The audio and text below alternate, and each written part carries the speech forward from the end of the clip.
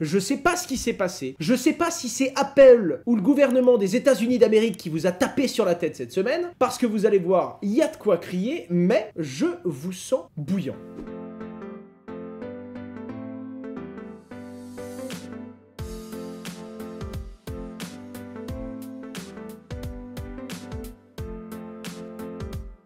Non, je sais pas, c'est vrai que je suis chaud, j'ai bien dormi, je me suis levé ce matin, j'ai été à la salle. Il y a un mec qui m'a reconnu dans la salle de sport Basic Fit. Je te jure, il me regardait comme ça. Tu sais, puis je vois, il me regarde, je le regarde, il me regarde, je le regarde. Bref, il prend son téléphone. Ah, ils font un truc qui est incroyable. Ils prennent une photo de moi, ils font « C'est toi le mec sur la photo ?» Bah oui, mais tu pouvais carrément me demander si mon nom c'était Owen, ça marchait aussi, tu vois. Ça aurait fait moins bizarre. Salut Asher, tu penses quoi de l'Ether Proof of Work? Je comprends la noblesse de vouloir conserver un Ether en Proof of Work, mais il y a quand même l'Ethereum classique qui existe déjà. Je comprends l'intérêt de créer un nouvel Ether en Proof of Work parce que l'Ethereum classique a des défauts incroyables depuis le début. Par contre, quand t'as plus de 95% une communauté tout entière switch vers un nouvel asset, je pense qu'il faut faire le deuil de tes machines qui servent à miner de l'Ether et partir sur d'autres chaînes, comme le Ravencoin ou comme l'Ether classique, mais ne pas avoir à aller sécuriser une nouvelle blockchain en Proof of Work. Malgré tout, je respecte beaucoup le Proof of Work parce que ce n'est pas la même chose. Beaucoup de gens pensent que le Proof of Stake est une évolution du Proof of Work, c'est une erreur. C'est une évolution d'un point de vue écologique, c'est une évolution d'un point de vue de la scalabilité qu'on pourra apporter dans le futur du réseau. Par contre, d'un point de vue sécurité, il n'y a rien à dire, le Proof of Work de Bitcoin est bien plus robuste qu'un Proof of Stake d'Ether, hein, que ce soit bien clair. Alors Owen, que les cours restent extrêmement volatiles, spéculatifs, que le bear market a fait du mal aussi à un certain nombre d'investisseurs. Pourquoi les institutionnels continuent-ils de s'intéresser à ce marché? Déjà, les professionnels n'ont pas la même approche que la plupart des particuliers. Il y a un mème qui est bien connu dans le monde des crypto-monnaies, c'est l'une des images qu'on voit le plus passer sur les réseaux sociaux. Ce sont des gens qui font la queue devant un petit magasin pour acheter du Bitcoin. Il y a deux photos, deux magasins. Il n'y a personne qui fait la queue pour acheter un Bitcoin à 19 000 20 000 $, mais il y a une queue à ne plus finir pour acheter un Bitcoin à l'époque où il était à 65 000 $. Et c'est souvent comme ça, quand les crypto-monnaies s'envolent, il y a une surmédiatisation, on en parle, tout le monde s'intéresse à l'écosystème, et c'est maintenant que les gens veulent acheter, alors que les cours sont déjà très hauts. Naturellement, les professionnels de la finance et les institutions voient ça différemment. Premièrement, parce qu'elles sont beaucoup plus détachées, c'est la personne morale qui va s'intéresser et qui va investir son argent ou son temps dans une activité, et la deuxième chose, c'est que ces cycles de réflexion vont être beaucoup plus longs. Une entreprise ou une institution financière va mettre 3, 6, 12, 24 mois à prendre une décision pour adresser un marché. Naturellement, c'est dans une période comme celle-ci que beaucoup d'entreprises s'intéressent soit aux crypto-monnaies pour la première fois pour prendre une position long terme, soit s'intéressent aux entreprises de l'écosystème crypto qui ont été dévaluées depuis la baisse justement des crypto-monnaies. On a pu observer l'écosystème crypto et c'est maintenant que les institutions peuvent donc prendre le temps de construire des solutions, adapter les outils qu'elles proposent à leurs clients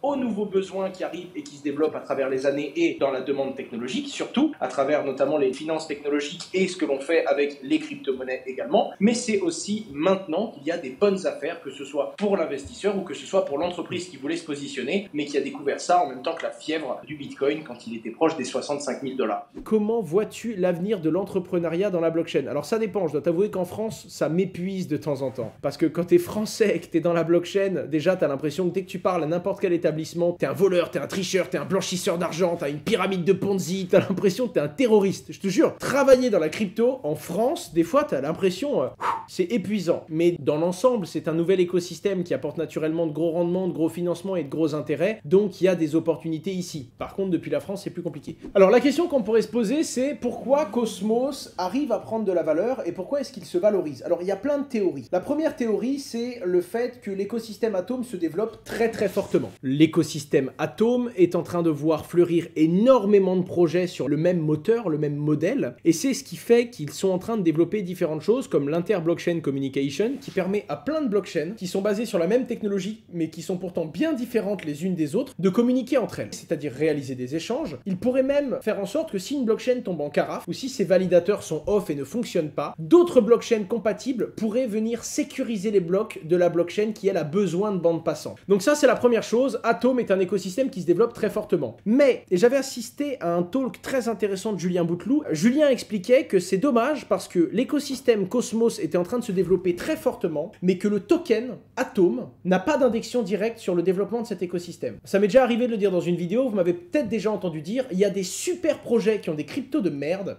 et il y a des super cryptos qui ont des projets pourris. En gros, ce que je veux vous dire, c'est que je peux avoir un projet énorme, de développer un système incroyable, qui va super vite, qui ci, qui là. Si le token ne sert à rien dans mon projet, bah vous allez dire, ok, j'adore Atom, j'adore son écosystème, mais je vais pas acheter du token. Ça sert à rien, puisqu'il y a rien qui fait que son prix devrait monter. Si ce n'est deux choses. Un, le placebo. T'as l'écosystème Atom qui se développe, ils arrivent à faire des prouesses technologiques, ils arrivent à développer, il y a de plus en plus de projets, ça intéresse de plus en plus de monde. Tu apprends que la Binance Smart Chain est sur la blockchain Atom.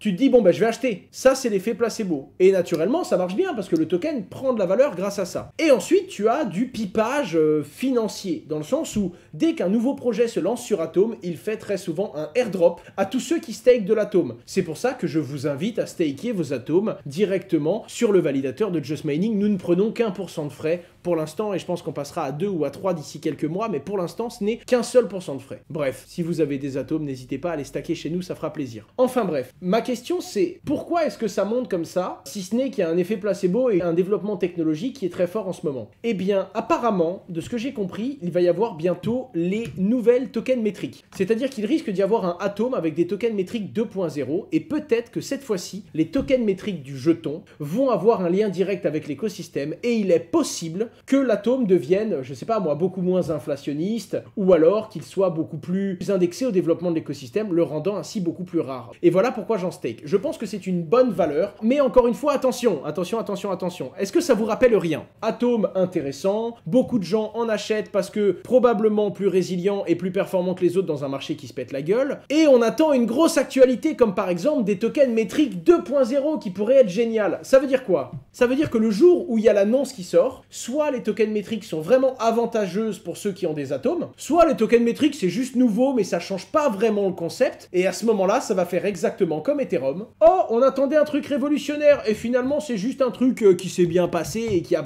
rien changé à l'instant T quoi, hein, tout simplement. Et ça pourrait dumper fortement. Attention, ça va donc dans les deux sens. Le patron de Kraken, l'exchange Kraken, Jesse Powell, quitte son poste. Owen, pourquoi s'en va-t-il? Déjà, depuis combien de temps était-il en place? Et pour le coup, c'est 2 millions. À l'échelle de l'écosystème crypto, Jesse Powell a toujours été là dès l'origine, puisqu'il est arrivé quelques années après la création de Bitcoin et il portait les couleurs de son entreprise Kraken depuis le début. Alors, il explique qu'il ne part pas. Il change de position dans l'entreprise. Rappelons quand même que Kraken est l'une des plus grosses plateformes d'échange de crypto-monnaies au monde. En l'occurrence, Jesse Powell quitte sa position opérationnelle de CEO, mais prend quand même la position de président du conseil d'administration. Alors, il y a la différence entre ce qu'il dit publiquement et la communication de Kraken et ce qu'il dit sur les réseaux sociaux. Ce qu'il dit publiquement, c'est qu'il veut s'intéresser à l'expérience des utilisateurs de Kraken et qu'il aura beaucoup plus de temps maintenant pour se consacrer à la cause globale de l'écosystème des crypto-monnaies, mais également au produit final et à ce que délivre Kraken que dans sa position de CEO qui était une position beaucoup plus représentative où il devait justement faire de la représentation. Maintenant, il sera plus opérationnel. Par contre, il y a une petite faille, on a un sous-entendu sur les réseaux sociaux qui pourrait nous dire qu'il s'intéresse à autre chose. Beaucoup de gens l'ont vu en politique et il a également, lui, précisé le fait qu'il voulait représenter l'écosystème crypto à une autre échelle. Beaucoup de gens ont commencé à échanger avec lui sur les réseaux sociaux et lui ont dit « Est-ce que tu vas aller vers la politique? Est-ce que tu vas te tourner vers une activité? Pourquoi pas un jour te présenter dans une potentielle élection politique ?» Et il a simplement répondu « Il est vrai que gouverneur de Californie, ça sonne très bien. » Les amis, cette chaîne YouTube Parlons Crypto est une chaîne YouTube que j'ai fondée avec Thibaut Boutroux, que vous voyez là à droite, qui est le directeur des opérations de Just Mining. Il y a également le présentateur Stéphane Moller qui est avec nous. On vient maintenant d'avoir un studio chez BFM, c'est-à-dire que maintenant, il va y avoir 2 émissions par mois, si je dis pas de bêtises. BFM nous ont vraiment fait quelque chose de très très bien. On a un super setup qui va nous permettre du coup de présenter Parlons Crypto et on va faire venir des intervenants chaque semaine, des gens qui viennent nous parler, des Français principalement, qui viennent nous parler de la blockchain et des cryptos et qui viennent nous parler de leur domaine d'expertise. En l'occurrence, c'était Axel Saban qui est avocat fiscaliste. Avant ça, c'était dans le domaine du médical et je pense que j'interviendrai. N'hésitez pas à suivre cette chaîne, n'hésitez pas à relayer. En tout cas, vous les retrouvez également si vous allez sur ma chaîne YouTube Asher. Quand vous cliquez sur l'onglet communauté, hop, je vous les mets ici, hein, ceux qui veulent retrouver différentes parutions.